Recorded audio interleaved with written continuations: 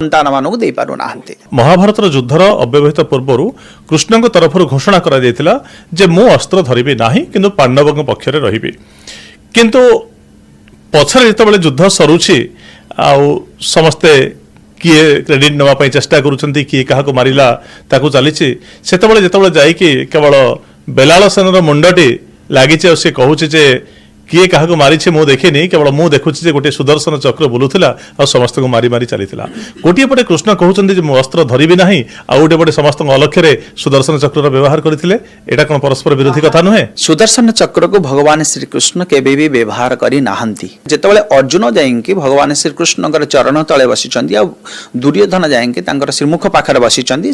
प्रथमे अर्जुन पळै जाइथिले सेति चरण थिले द्वितीय रे जाई दुर्योधन तांकर श्रीमुख पाखरे बसिला भितरे भगवान श्री कृष्ण जेतेबेले दर्शन निद भांगिला से अर्जुन को देखिचंदी तापरे दुर्योधन देखिचंदी सेतेबेले से कहउचंदी एठी तुमे कोन पई आसीछ ना आमे आपन पाखको आसीछु सेटु से कहउचंदी मो पाखरे नारायण आउ नारायणी सेना तमे कोन चाहछ।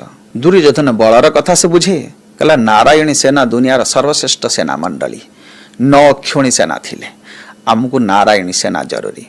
अर्जुन कहला मुझे तो नारायण आपन चरण जरूरी। तुम चरण जरूरी मतलब तुम हाथ में अस्त्र भी मत जरूरी कारण चरण जार हाथ भी तार किंतु कृष्ण देव अस्त्र धरिबेनी कहिथिले। अर्जुन अन्य योद्धा माने प्रयोग करुथवा अस्त्र को ही सुदर्शन सत्ता को प्रयोग करा जाए कि ब्रह्म तक मंत्र सत्ता को जाए ताहा द्वारा से समस्त शक्ति सुदर्शन रु ट्रांसफरिंग हैला। अर्जुन पाखे एमिति एक शक्ति नथिला जे के कर्ण को भेद करला भलिया किंतु सेही साधारण शक्ति रे जेतेले ब्रह्म शक्ति असाधारण शक्ति संयोग ही जाए साधारण सूता भी लुहारे परिवर्तन है।